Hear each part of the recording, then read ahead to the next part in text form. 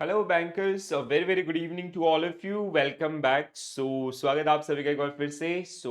We will continue our discussion based on module B, and module B is all about risk management, right?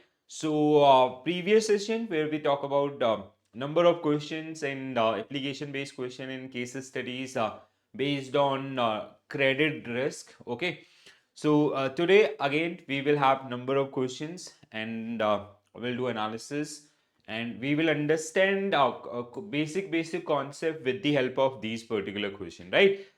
जल्दी से एक बार आपका आज कौन कौन से टॉपिक हम लोग जिनको कवर अप करने वाले हैं उनके बारे में बात कर लेते हैं, ठीक है? देन हम लोग अपना डिस्कशन स्टार्ट करेंगे, ठीक है? I hope everyone is doing fine with studies, with health and everything, right? तो कैसे हैं सभी लोग, एक बार कमेंट्स में लिख के बताइएगा। एंड तैयारी कैसी चल रही है? ठीक है, बहुत कम दिन बचे हैं आपके एग्जामिनेशन के अंदर, तो रेगुलर बेसिस पे इन चीज़ों को फॉलो करते रहिए। अगर कोई भी हेल्प चाहिए होती है तो उसके लिए भी आप मुझे कनेक्ट कर सकते हैं, राइट? आज के टॉपिक के अंदर हम लोग बात करेंगे फर्स्ट थ्री टॉपिक के बारे में, ठीक है? Risk and basic risk management, जहां से EWRM बहुत बार पूछा जाता है। Risk in banking business, risk regulation in banking industry. So these are the key areas which we are going to cover in this particular session, right? तो जितने भी सेशन को देख रहे हैं तो एक तो पूरा सेशन देखिए, ठीक है? उससे आपको फायदा मिलेगा। दूसरा, कहीं ना कहीं अगर आप नए हैं चैनल के ऊपर तो सब्सक्राइब जरूर करें, और अपने दोस्तों के साथ जो भी साथी बैंकर्स हैं उनके साथ जरूर शेयर कीजिएगा, ठीक है? तो स्टार्ट करते हैं with very first question on your screen. तो EWRM या एंटरप्राइज वाइड रिस्क मैनेजमेंट, ठीक है, जिसको हम लोग बोलते हैं, it is a internal process basically, ठीक है? हर एक इंस्टीट्यूशन का खुद का एक प्लान होता है टू फेस द रिस्क और to manage the risk in their organization. तो उसके लिए एक मॉडल आपका बनाया गया जिसको हम लोग EWRM या ERM के नाम से जानते हैं, enterprise wide risk management, right? So which of the following is not one of the four key objectives of business around which ERM framework is structured? ठीक है? So we have 8 components, and with the help of 8 components we are generally trying to achieve four key objectives through ERM model, ठीक है? अब ये ERM में इनमें से कौन सा मॉडल नहीं है, ठीक है? दैट इज लाइक कौन सा ऑब्जेक्टिव नहीं है EWRM का? सो स्ट्रेटेजिक इज यस, ठीक है? Assessment is no, reporting yes, compliance yes, ठीक है?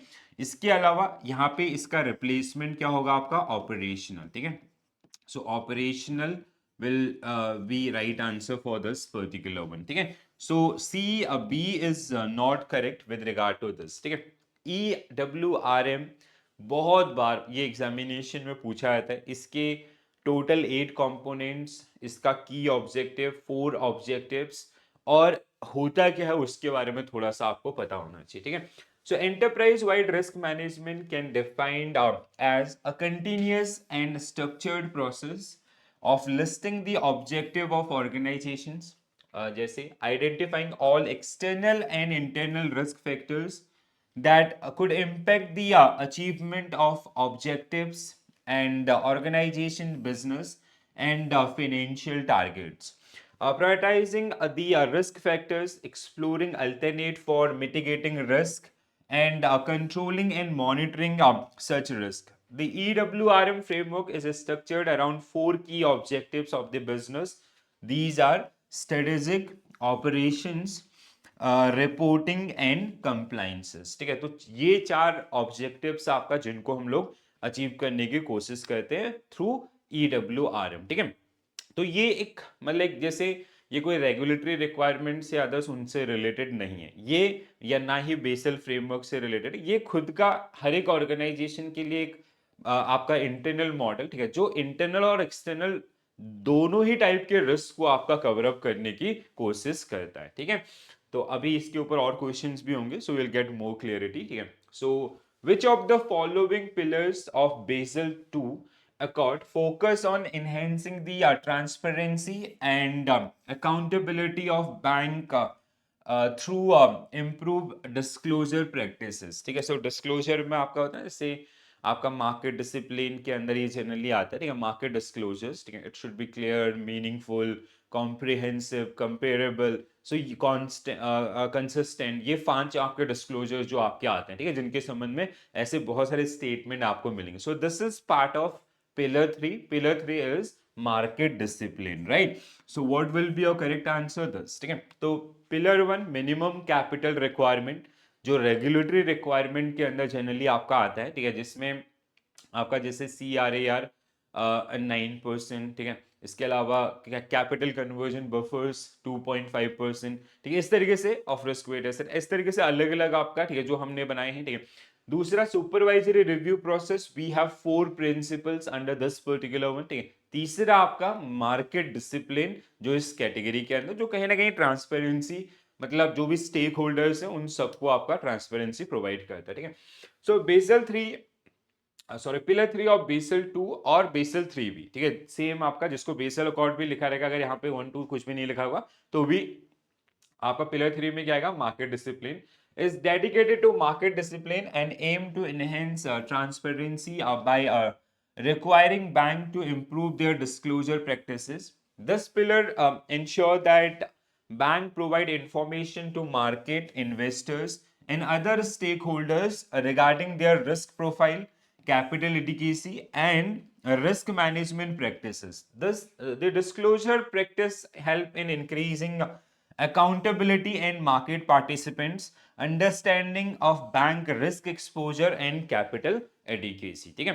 तो जो पिलर 1 और आपका पिलर 2, इनके अंदर जो सारी चीजें आपकी हैं, ठीक है, उनका like pillar 1 is all about your capital requirements, ठीक है. वो इवन टीयर 1, टीयर 2, टीयर 3, मतलब कैपिटल बेस हो या आपके जो भी रिजर्व या अदर से रिक्वायरमेंट्स है उनसे रिलेटेड. पिलर 2 इज उनका पालन हो रहा है नहीं हो रहा है, तो जहां पे सुपरवाइजर जो कहीं ना कहीं उनका देख रेख करेगा. पिलर 3 आपका जहां पे आपको वो चीजें पब्लिश करनी होंगी to all these stakeholders, ठीक है. So they can have a fair idea about the bank, ठीक है, और इंस्टीट्यूशन के बारे में सारा डिटेल उनके पास हो, ठीक है.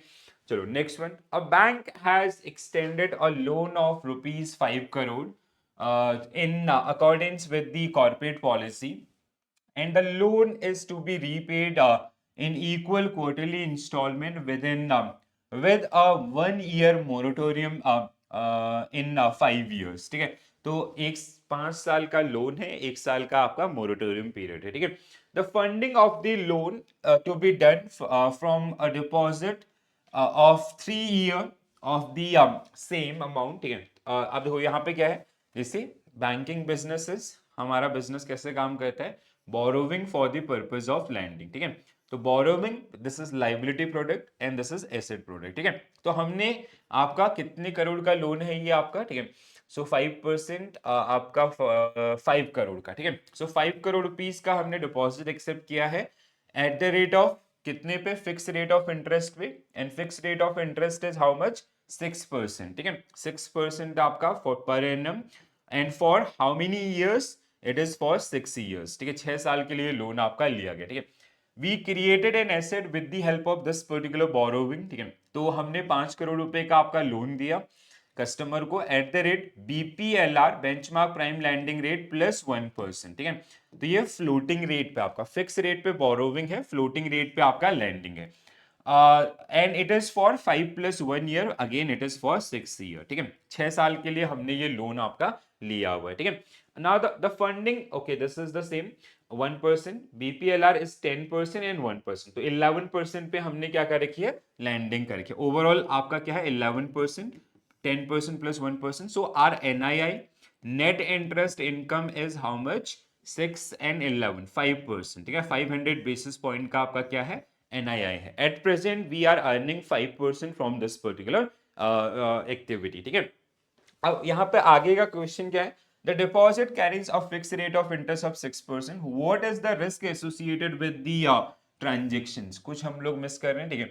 And the loan is to be repaid in equal quarterly instalment with a 1 year moratorium in 5 years. The funding of loan is to be done from a deposit of 3 years of the same amount. BPLR is this and this. Okay, ठीक है. अब देखो यहाँ पे क्या हो रहा है आपका, जैसे अगर हम लोग बात करें, ठीक है, what is the problem, problem is like this is for 3 years, ठीक है, ये आपका 3 साल के लिए, 3 साल का है ना ये, डिपॉजिट वॉज फॉर 3 years, ठीक है, क्वार्टरली इंस्टॉलमेंट दिस, हाँ 3 years, ठीक है, ये हमने गलत लिया था, तो 3 years। अब देखो यहाँ पे गैप क्या है, there is a gap between आपका, इसको हम लोग क्या बोलते हैं, एएलएम, एसेट लाइबिलिटी मिसमैच आपका है, ठीक है, and we have a mismatch of maturity mismatch, ठीक है, तो यहाँ पे आपका क्या है, आपका मैच्योरिटी मिसमैच है, that means at the end of 3rd year, तीसरे साल के एंड में हमें रिक्वायर्ड होगा 5 करोड़ रुपए, ठीक है, so will be requiring funds, ठीक है, हमें आपका फंड चाहिए होगा, तो इस ये आपका एक प्रॉब्लम क्रिएट कर सकता है। प्रॉब्लम कैसे क्रिएट करेगा, suppose that at the end of 5 year जो डिपॉजिट के ऊपर जो इंटरेस्ट है, अगर ये इंक्रीज हो जाता है 6% टू 10%,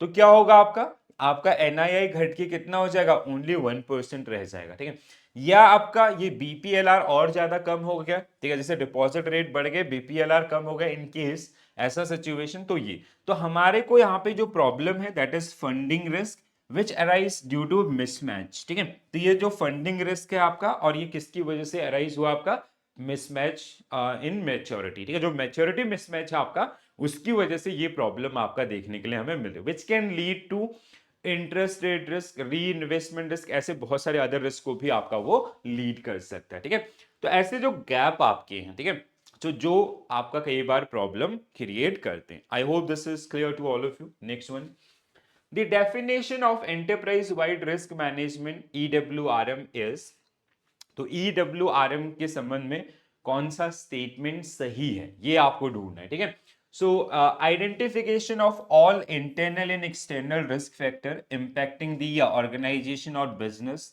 100% ट्रू, a dynamic process that involve people at all level and cover every aspect of organizations, resources and operation, this is also correct, ठीक है, Statement 3, a process limited to assessing risk factor related to a financial objective only, incorrect, ये इसी को contradict कर रहा है, ठीक है, आपका स्टेटमेंट 2 और 3 आपस में कॉन्ट्राडिक्ट हो रहे हैं, ये करेक्ट है, दिस इज इनकरेक्ट, ठीक है, सो ऑल मतलब पूरे ऑर्गेनाइजेशन लेवल पे हम लोग इसको लेके चल रहे होते हैं। A framework to drive initiative in risk management based on Basel norms and regulatory compliances, no, ठीक है, मैंने आपको क्या चीज बोली थी कि this is not about the regulatory requirement और बेसल रिक्वायरमेंट, ठीक है, so ये हमारा खुद का एक प्रोसेस है हमारे ऑर्गेनाइजेशन, अपार्ट फ्रॉम दीज, ठीक है, एक्सेप्ट दीज, ठीक है, ये तो आपको करने ही करने, ठीक है, बट ये एक हमारा इंटरनल प्रोसेस है, ठीक है, EWRM is basically a product और a model which belongs to the organization and which is continuous in nature, आपके ऑर्गेनाइजेशनल उसमें चेंज आएंगे, if there is any change in your organizations, so that will also affect your EWRM models outcome, ठीक है, तो वो सारी चीजें आपका इसमें रहेंगी। सो करेक्ट स्टेटमेंट आपको पूछे गए थे, so only 2 statements are correct, 1 and 2, ठीक है, तो 1 and 2 that means option B will be right answer for this particular one, right? So EWRM is to identify and manage risk variables that potentially have an impact on accomplishment of organization financial and business goal. EWRM is a continuous and systematic process, ठीक है, it aims at identification of all internal and external risk factor impacting organizations or business. It is a dynamic process that engages member of all organization level and address every area of organization resources and operations, right? So please do remember these one. Next one, EWRM के ऊपर एक और question आपका, ठीक है, so most probably this will be the final question. I hope अभी तक थोड़ा आइडिया लग गया होगा सबको होता क्या है एंड कैसे काम करते हैं। The following are the possible components of ERM framework, internal environment, are rearrange them in a correct chronological order, ठीक है, 8 कंपोनेंट्स आपके हैं, तो 8 में से 4 आपको दिए गए हैं, उन 4 को भी आपको एक क्रोनोलॉजिकल ऑर्डर में आपका लेके आना है, मतलब पहले कौन आएगा, उसके बाद कौन आएगा, उसके बाद कौन आएगा, ठीक है, सो रिस्क असेसमेंट ये सबसे पहले नहीं हो सकता, ठीक है, मॉनिटरिंग आपका 8 नंबर पर आता, सबसे लास्ट आता, ठीक है, इवेंट आइडेंटिफिकेशन इन तीनों में से सबसे पहले ये रहेगा, कंट्रोल एक्टिविटी, ओके, ठीक है, तो हम लोग कैसे लेके चलेंगे, सबसे पहले आइडेंटिफिकेशन, देन आपका असेसमेंट, ठीक है, आइडेंटिफिकेशन ये कल मैंने आपको एक प्रोसेस भी समझाया था ना, ठीक है, वो भी आपको यहाँ पे हेल्प करेगा. सो प्रॉब्लम आइडेंटिफिकेशन या रिस्क आइडेंटिफिकेशन कि which type of uncertainty our organization in going to face in our near future. ठीक है. Assessment is basically quantifying the risk measurement kind of. ठीक है, कि कितना इंपैक्ट होगा. तीसरा कंट्रोल एंड चौथा आपका मॉनिटरिंग. सो दैट मीन्स आपका CADB. So option D should be right answer for this particular one. ठीक है. तो this is the entire list. ये पूरा आपका लिस्ट है जिसमें आपका internal environment, objective setting, event identification, risk assessment, risk responses, control activities, information in communication and finally monitoring. ठीक है. तो ये आपके these are the 8 components which help us to achieve these 4 goals. ठीक है. 4 गोल कौन कौन से थे? Strategic, operation, reporting and compliances. Right. तो एक मॉडल आपका जो पूरा इस तरीके से डिजाइन किया गया. ठीक है. So these are the 4 objective: strategic, operations, reporting, compliances and objective setting, event identification, risk assessment, risk response, control activities, information in communication and monitoring. These are the components. By using these 8 components, we are trying to achieve these 4 organizational objectives. ठीक है. तो इस तरीके से आपका ये जो काम करेगा, ठीक है, जिसको थोड़ा सा आपको ध्यान रखना है. और ये सीक्वेंस कौन कौन से कंपोनेंट है, कौन कौन से ऑब्जेक्टिव्स हैं, सो वो आपको एग्जामिनेशंस के अंदर बहुत बार पूछे जाते हैं. So please to remember. ठीक है.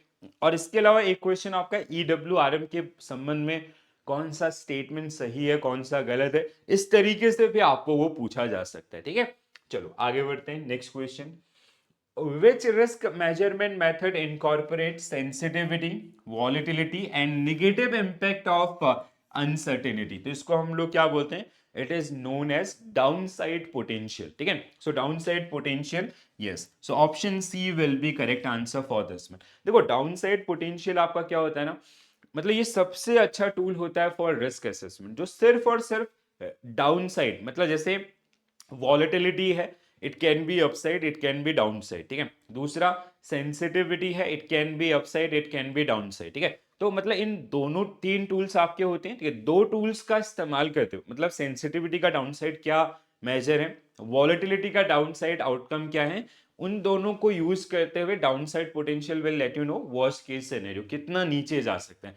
वो आपका अपसाइड के ऊपर कोई भी नंबर आपको बताएगा नहीं. तो इसलिए रिस्क असेसमेंट के लिए सबसे अच्छा टूल माना जाता है आपका downside potential, right?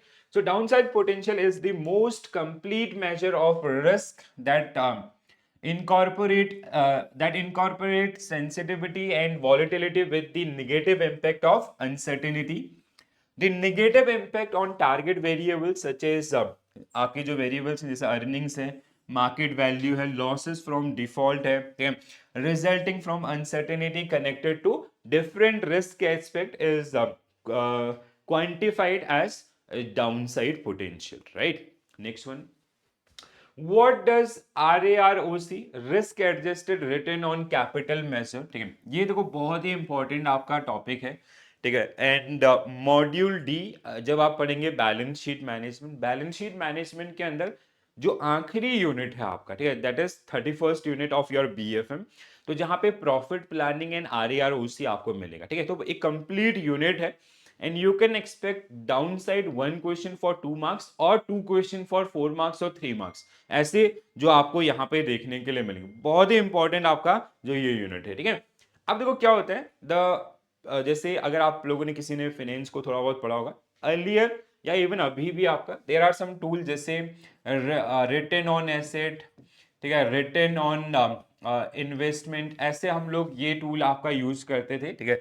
For overall आपका इन्वेस्टमेंट्स आउटकम्स के लिए. ठीक है. बट दीज ये जो टूल है ना, ये ऑर्गेनाइजेशन को एज अ होल, मतलब पूरे ऑर्गेनाइजेशन लेवल पे आपको बताएंगे कि क्या आपका रिटर्न ऑन एसेट है या क्या रिटर्न ऑन इन्वेस्टमेंट है, ऐसे जो भी आपके आउटकम्स होंगे. ठीक है. अब हमने एक नया टूल डिजाइन किया, एक मॉडल डिजाइन किया जिसको नाम दिया गया RAROC.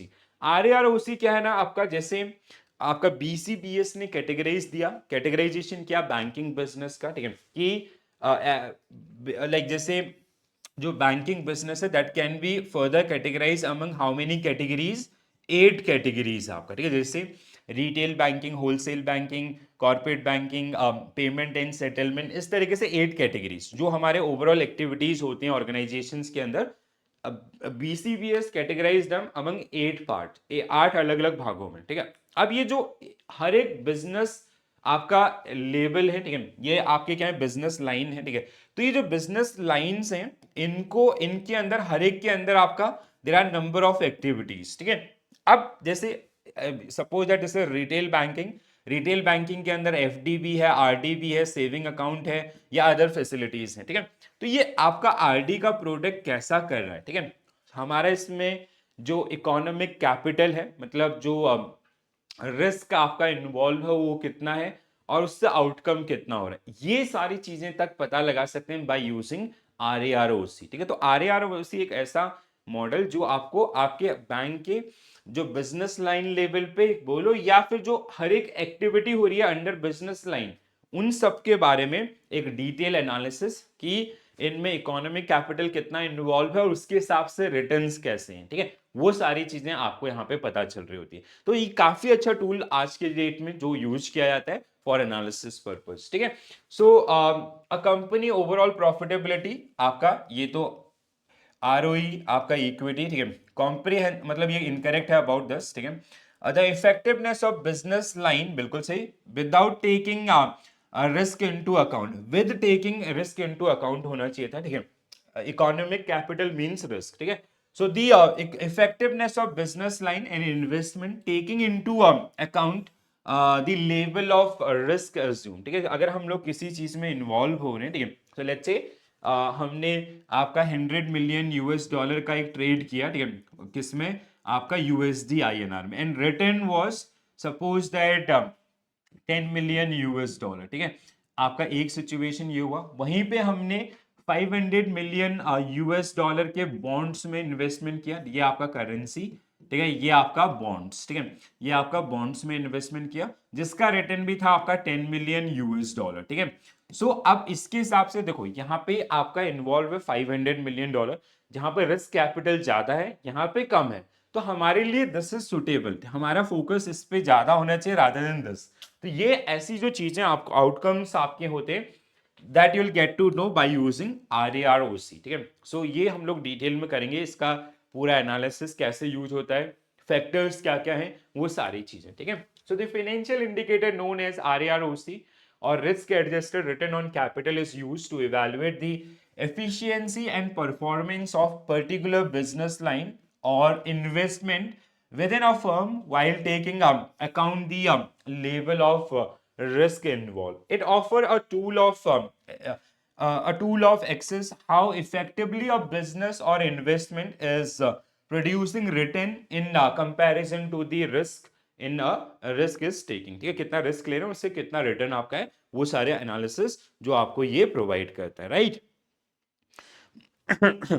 I hope this is clear to all of you. Next one, according to presented context, which of the following quantitative indicators of risk can be used to evaluate interest rate risk in a bank loan and deposit portfolio, ठीक है।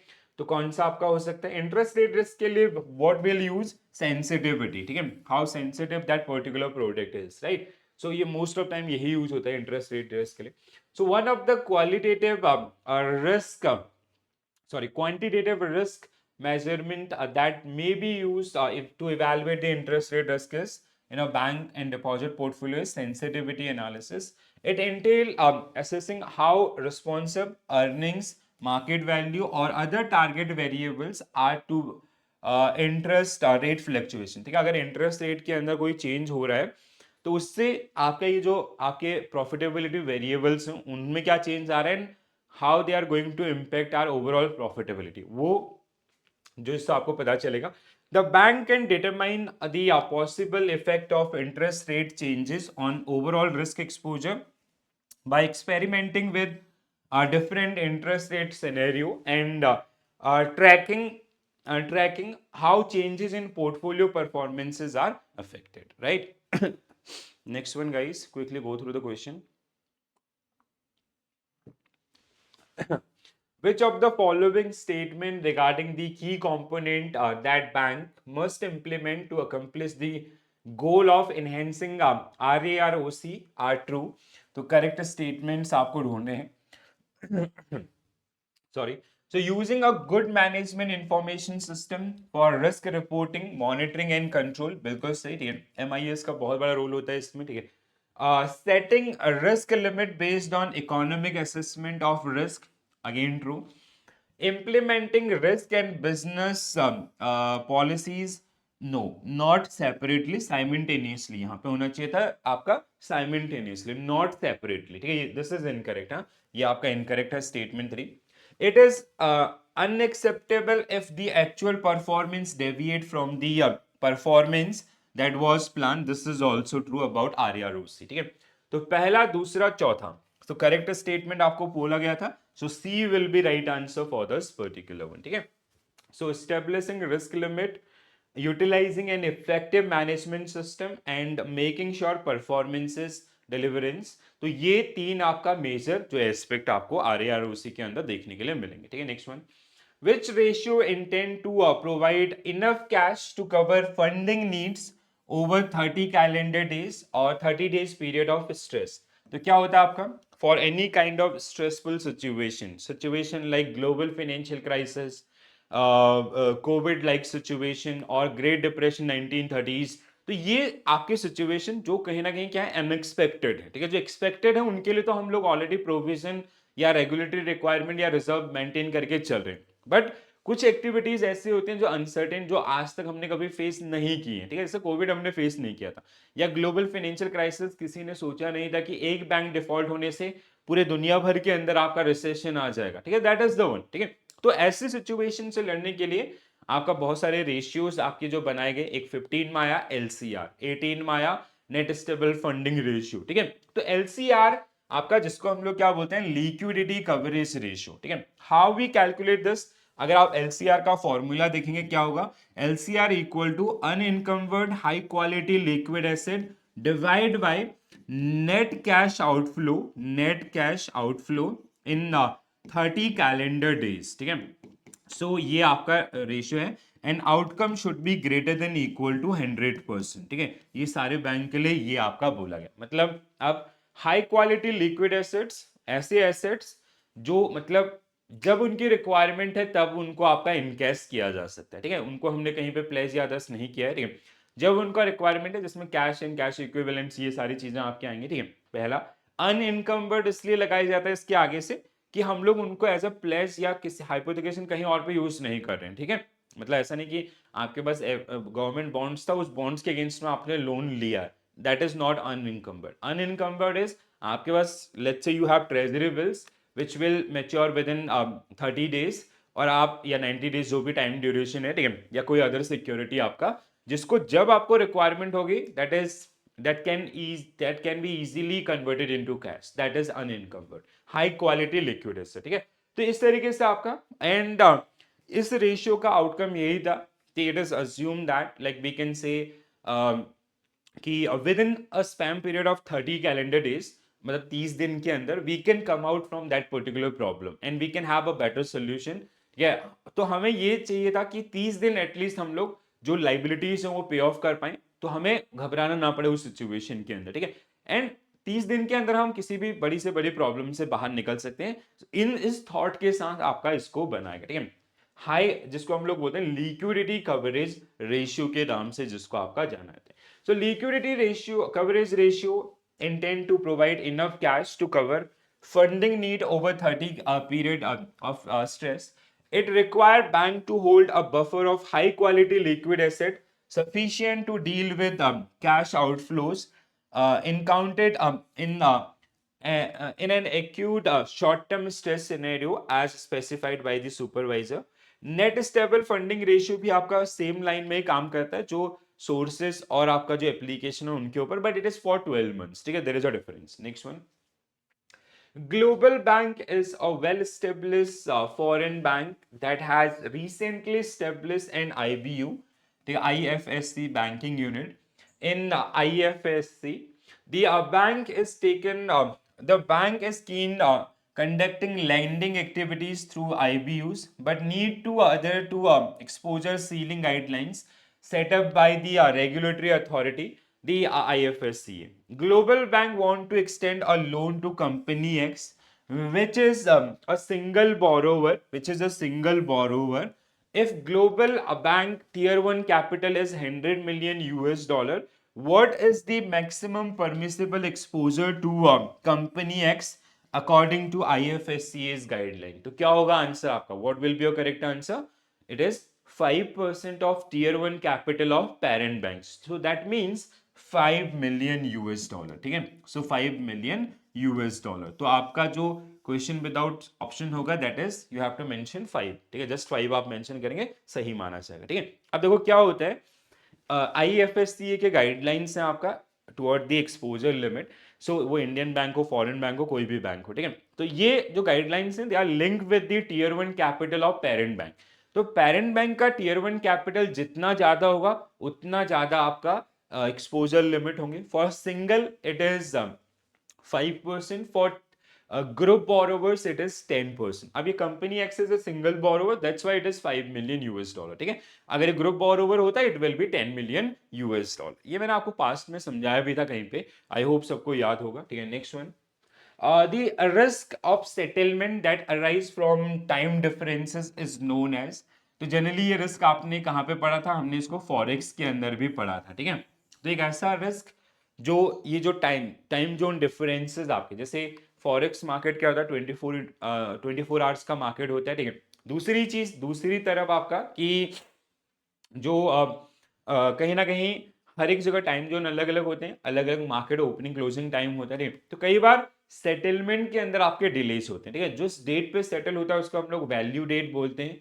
अब एक risk आपका जो जो कहीं ना कहीं अराइज हुआ किसकी वजह से, इन टाइम जोन डिफरेंसेस की वजह से. एक बैंक था आपका कहाँ का, जर्मनी का. ठीक है, 1974. ठीक है, एक बैंक था जर्मनी का जिसका नाम था हर्स्टेड बैंक, जिसके नाम से ही ये रिस्क आपका रखा गया. ठीक है, तो हर्स्टेड रिस्क आपका, हर्स्टेड बैंक फ्रैंकफर्ट जर्मनी का बैंक था. ठीक है, जिसको पेमेंट करनी थी US डॉलर में, बट इन बिटवीन जो उसका पेमेंट डेट था और आपका सेटलमेंट डेट था उस दौरान जर्मन जो रेगुलेटर था उसके द्वारा उसको लिक्विडेट कर दिया गया.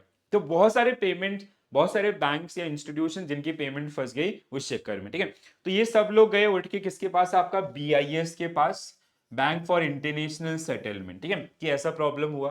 तो उसने क्या करा, एक कमेटी फॉर्म करी, फाइव कमेटीज आपका बेसिकली. ठीक है, 5 कमेटीज आपका यहाँ पे फॉर्म की गई. ठीक है, 5 ग्रुप्स अलग अलग आपका अलग अलग एरियाज को स्टडी करने के लिए. और जो आज के डेट में पार्ट है किसका, BCBS का, basal committee on banking supervision. ठीक है, जो आज के डेट में ऐसे जो भी चैलेंजेस आपके हैं उन सबको स्टडी करते हैं इंटरनेशनल लेवल पे. ठीक है, तो अब देखो हर्स्टेड रिस्क हो गया, systematic risk. Okay, first Herstatt को एक बार देख लेते हैं, then I will come back to this. ठीक है, so the risk of settlement that arise from time differences is known as Hurstead risk.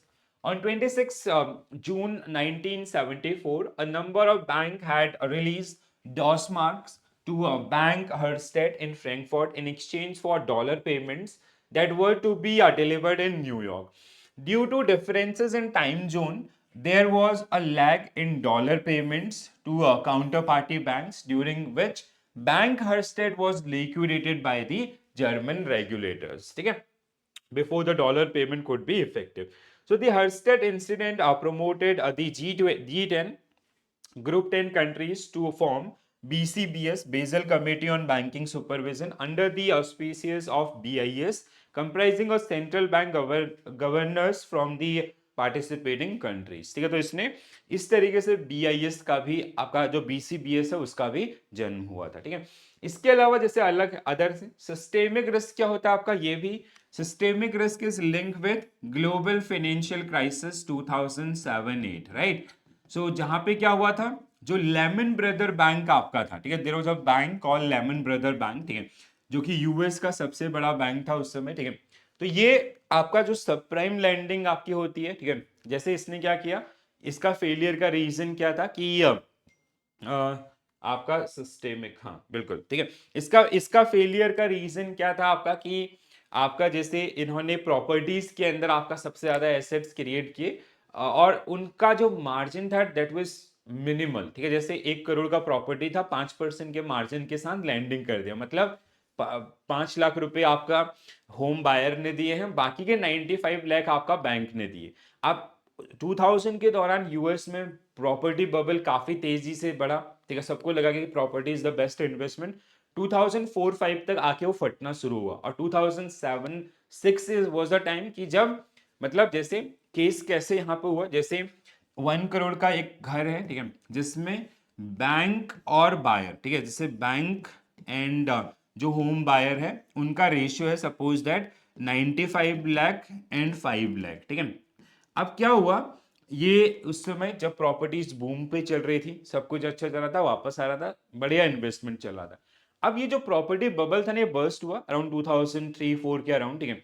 जब मतलब लोगों को लगे सबके पास घर है, अब कोई चीज अगर किसी की सप्लाई ज्यादा हो जाएगी, क्या करोगे इतने सारे घर का, तो प्रॉपर्टीज के प्राइसेस ना डिक्लाइन होना शुरू हुआ। अब ये डिक्लाइन हुआ, स्टेज 1 क्या था इसका, जैसे सपोज दैट ये आपका 1 करोड़ से आ गया 90 लाख पे, suppose that this is the stage 1, ठीक है। अब 90 लाख पे अगर ये आ गया है तो क्या है, 95 लाख इसने दिया था, मतलब इसका 5 लाख का नुकसान हो गया और इसका पैसा क्या हो गया, जीरो हो गया, ठीक है। इसका 5 लाख इसका चला गया और इसका पैसा घट के कितना हो गया, आप ये 95 लाख से कितना हो गया आपका 90 लाख, ठीक है। इसके भी जो एसेट के वैल्यू, अब ये और एक फिर भी चांस लिया कि यहां से बाउंस बैक होगा, लोग और खरीदेंगे, प्राइसेस कम हो, नहीं। स्टेज 2 आपका आया जहां पे ये घट के आपका 80 लाख हो गया। अब यहाँ पे देखो, जो बायर है ना उसकी उम्मीद खत्म होगी, उसने बोला यार ये तो कोई पॉइंट ही नहीं लग रहा है, 10 लाख और नीचे चला गया, ठीक है, अगर ये बढ़ेगा भी कितना बढ़ेगा, 15 लाख बढ़ जाएगा, फिर भी वहीं आ जाएगा, मेरा तो कोई फायदा है ही नहीं इसमें, ठीक है।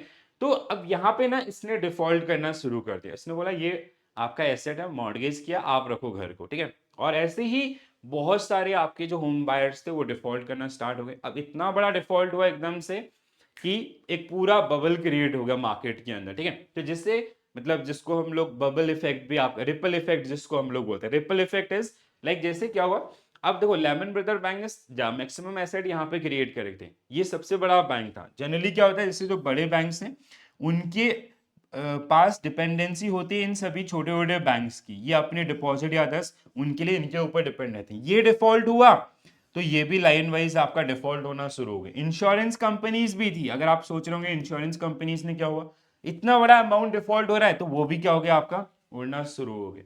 तो ये एक आपका रिपल इफेक्ट क्रिएट हुआ जिसने पूरा सिस्टम को या पूरे वर्ल्ड में आपका रिसेशन लेके आ दिया, ठीक है। तो that is called systemic risk. Reputational risk क्या होता है, reputational risk is kind of जैसे आपका कि मतलब it can be with any bank, ठीक है। जैसे कोई बैंक है आपका, जैसे सिंपल से है ना, माउथ पब्लिसिटी बहुत इंपॉर्टेंट होता है खासकर जहां पर फिजिकल बैंकिंग हो रही है। तो जैसे there was a case of yes bank, ठीक है, बहुत अच्छा आपका रिवाइवल प्लान था यस बैंक का, क्योंकि आरबीआई और इनके द्वारा सपोर्ट किया गया, एसबीआई इनके द्वारा। तो एक समय ऐसा आ गया था ना जब यस बैंक आपका जो इंडिया का सबसे बड़ा प्राइवेट बैंक में से एक था, जब उस वो वहां पे इन्वेस्टर अपने डिपॉजिट को लिक्विडेट नहीं कर पा रहे थे, तो सोचिए क्या मैसेज जा रहा होगा कि प्राइवेट बैंक आर डेंजरस, ठीक है। कुछ भी हो जाए प्राइवेट बैंक, खाली यस बैंक के ऊपर नहीं बल्कि पूरे प्राइवेट बैंकों के ऊपर सवाल उठना शुरू हो गया। So that is the kind of reputation, ठीक है। इस तरीके से मार्केट रिस्क आपका due to adverse market movements, ठीक है, तो आपका मार्केट रिस्क के अंदर आएगा, ठीक है। Which risk arise due to a default by one financial institution which create ripple effect that lead to default by this। तो ये तो आप सबको पता है, it is called systemic, this is not systematic, there is a difference between systematic and systemic। थोड़ा सा मतलब एक दो वर्ड लेटर का डिफरेंस है, प्लीज ध्यान रखिएगा, हाँ। सो सिस्टमैटिक रिस्क इज आपका जो नॉन डाइवर्सिफाइबल, ठीक है, आपका जिसको हम लोग नॉन कंट्रोलेबल बोलते हैं, ठीक है। सिस्टमैटिक अनसिस्टमैटिक वो अलग कैटेगरी है, सिस्टेमिक आपका अलग कैटेगरी है, ठीक है। ऐसा मतलब बहुत सारे कैंडिडेट होंगे जिनको डिफरेंस नहीं पता होगा, विच इज ओके, मुझे भी नहीं पता था जब से मैंने सीआईबी आपका नहीं पढ़ा था। सो ये चीजें नॉर्मल है, एक्सेप्ट दैट, बट आने वाले समय में उनको याद रखें, ठीक है। So do not compare this with systematic risk, ठीक है, तो दोनों का अलग अलग है, क्लियर है। चलो, so systemic risk is a risk that default by one financial institution will create ripple effect that lead to default by other financial institutions and threaten the stability of financial system. There are huge number of over the counter transaction between banks. If bank A fail, bank B may take huge losses on these particular transaction या others, तो interlink होते हैं. यहीं से concept आया आपका किसका, आपका डी सिप्स का. ठीक है, डोमेस्टिक सिस्टमेटिकली इंपॉर्टेंट बैंक्स, आपका बहुत इंपॉर्टेंट टॉपिक है ये अगेन. ठीक है, आप, मैं इसको स्टार मार्क कर दूंगा, इसको जरूर पढ़िएगा. ठीक है, और इसके इनको जो एडिशनल कैपिटल मेंटेन करनी होती है, जैसे इंडिया में है ना कौन कौन से, एस बी आई है, आईसीआईसीआई है और एच डी एफ सी है. ठीक है, H D F C.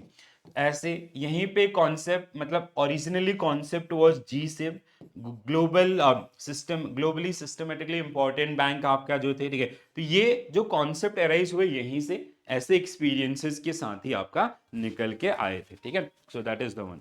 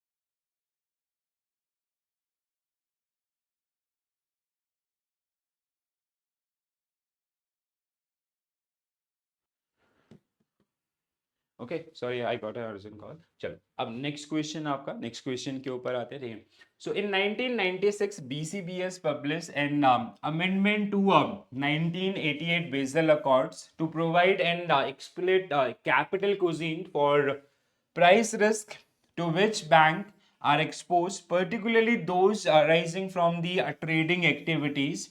Which risk has been introduced in 1966 amendments. ठीक है, अब ये भी मतलब बहुत ही इंपॉर्टेंट पॉइंट है ये, बहुत सारे कैंडिडेट इसको मिस करते हैं. ठीक है, so Basel one was, Basel one कब आया था आपका, 1988 के अंदर आपका आया था. ठीक है, बेसल वन के अंदर आपका जो इंक्लूजन आपका हुआ, ठीक है, एक टाइप ऑफ रिस्क जिसको इंक्लूड किया गया 1998 के अंदर, that was market risk. Okay, so do remember this one. ठीक है, सो मार्केट रिस्क आपका, ठीक है, it should be 1988, include in mark 1988 and it was get included in 1998. ठीक है, so please do correct these one.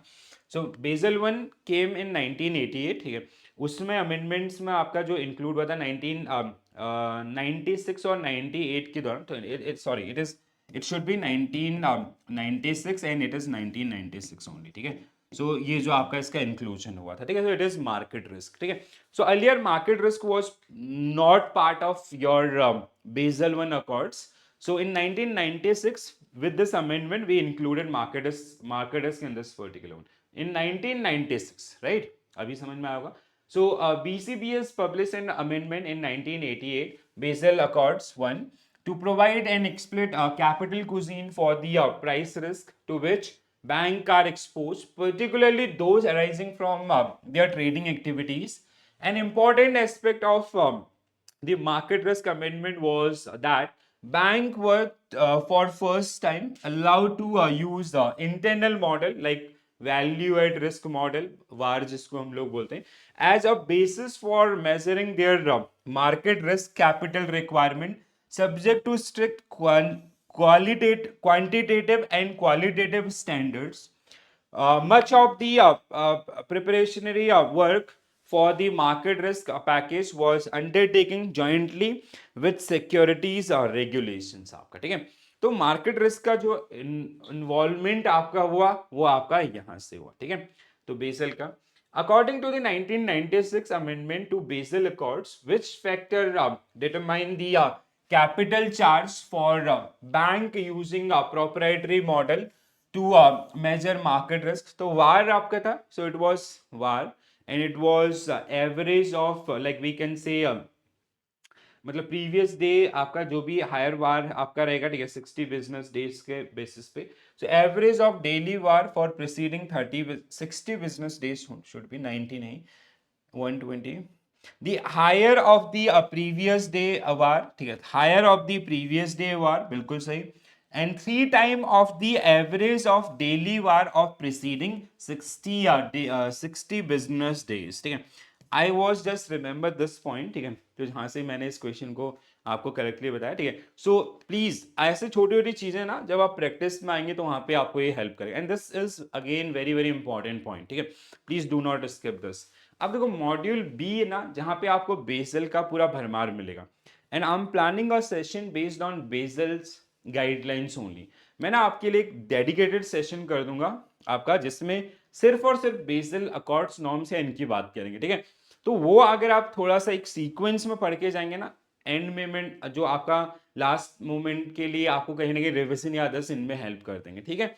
चलो, so a capital levy was added in 1996 to penalize bank that use their models to assess market risk. With this change, मतलब आप खुद का model use नहीं कर सकते, ठीक है, जो स्ट्रिक्ट दिया गया उसको फॉलो करना होगा। The capital charge for a bank utilizing a proprietary model is higher than the previous day's VAR and 3 time of average daily VAR of preceding 60 business days, ठीक है। तो पिछले 60 दिन का जो एवरेज वार है उसका 3 टाइम, ठीक है, आपका ये प्लस आपका कौन सा प्रीवियस डेज वार आपका, ठीक है, higher than the previous day VaR, जिसके हिसाब से यू हैव टू मेंटेन, ठीक है। वार आपका क्या होता है ना, वार कैलकुलेशन जब हम लोग मार्केट रिस्क के ऊपर आएंगे तो वहां पे आप इनको पढ़ेंगे, ठीक है। So it is based on VaR, हम लोग कैसे कैलकुलेट करते हैं, इट कैन बी एक फिक्स टाइम हॉरिजॉन के लिए, जैसे 1 दिन का है, 30 दिन का है, 60 दिन का है, 6 महीने का, 1 साल का, ऐसा कैलकुलेट कर सकते हैं। दूसरा, एक वर्स्ट केस सिनेरियो हम लोग इसके थ्रू आपका कैलकुलेट कर रहे होते हैं, ठीक है, विद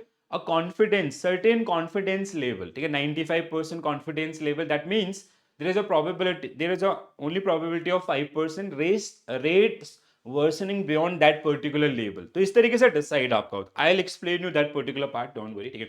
तो जिसमें आपको जैसे आपका मोंटे कार्लो मेथड्स है, प्रिज्मेटिक आपका है, ठीक है, ट्रेडिशनल है, 3 मेथड्स आपको जो मिलेंगे, ठीक है। चलो, तो आज के लिए इतना ही करते हैं दोस्तों। तो ये आपका जहाँ पे आप सेशन मेरे साथ रेगुलर बेसिस पे देख रहे हैं, ठीक है। सो आई होप सभी लोग रेगुलर बेसिस पे चीज़ों को फॉलो कर रहे होंगे। इससे पहले भी मैंने आपका जैसे मॉड्यूल ए के ऊपर 5 सेट आपके कराए थे, और ये मॉड्यूल बी के ऊपर दूसरा सेट है। अगर आपने पहला मिस किया तो उसको जरूर देखिएगा, ठीक है। तो इस तरीके से रेगुलर बेसिस पे हम लोग आपका सेशन कर रहे हैं, ठीक है। तो आप रेगुलरली अगर इनको फॉलो करेंगे, बिलीव मी गाइस, मतलब मैं आपको उस, अगर आपने अभी तक नहीं भी पढ़ा ना, उस लेवल पे ले आऊंगा कि you will be able to score 50 plus, ठीक है। आने वाले जुलाई एग्जामिनेशन के मैं बात कर रहा हूँ। जो लोग आपका नवंबर दिसंबर की प्लानिंग कर रहे हैं उनके लिए हमारे बहुत टाइम है। Take this as a basic practice, आप इनको पढ़ेंगे, आप समझेंगे, तो आपको टॉपिक्स का एक फेयर आइडिया लगेगा कि किस टाइप के टॉपिक्स हमारे कोर्स करिकुलम के अंदर हैं, ठीक है, वो आपको थोड़ा सा आइडिया लगेगा। Then once this examination is over, I will come up with fundamental और फाउंडेशन सेशंस जो आपको काफी ज्यादा मदद करेंगे, ठीक है गाइस। तो आज के लिए इतना ही करें, ठीक है। तो कैसे लगा सेशन, कमेंट्स के थ्रू जरूर बताएगा। अगर अच्छा लगा है तो अपने साथी बैंकर्स के साथ जरूर शेयर करें, ठीक है, सभी लोग आपका, और चैनल को सब्सक्राइब जरूर कीजिएगा। So I will see you tomorrow with a new session, ठीक है, एक और सेशन आपका जो हम लोग पार्ट बी के ऊपर। मैं आपको हमेशा बोलता हूँ part A and part B, these are the most important areas, ठीक है। तो जिनको आपको बहुत अच्छे से पढ़ लेना है, प्रिपरेशन वाइज में ये बोल रहा हूँ, weightage wise, marks weightage wise नहीं बोल रहा हूँ, हमेशा ध्यान रखिएगा, ठीक है। तो marks weightage wise equal weightage है, बट प्रिपरेशन वाइज आपको ज्यादातर समय यहाँ पे 60-70% यहाँ पे दे दोगे तो आपका सी और डी में उनका रिवीजन होगा। कुछ कुछ टॉपिक आपके जो हैं जिनको कहीं ना कहीं आपको फ्रेश पढ़ना होगा, अदरवाइज मोस्ट ऑफ क्या है आपके जो आपको रिवीजन करने में हेल्प करेंगे, ठीक है। अब कुछ लोग क्या करते हैं, आधा अधूरा यहाँ पे पढ़ेंगे, आधा अधूरा वहां पे पढ़ेंगे, ना यहाँ का रहेंगे ना वहां का रहेंगे। तो इसलिए मैं आपको बोल रहा हूँ यहाँ पे अच्छे से पढ़ो, सी और डी आपके लिए बहुत आसान हो जाएगा, ठीक है। चलो, तो this is it from my side. Thank you for watching this session. Bye bye. Take care all. Have a nice day. Thank you.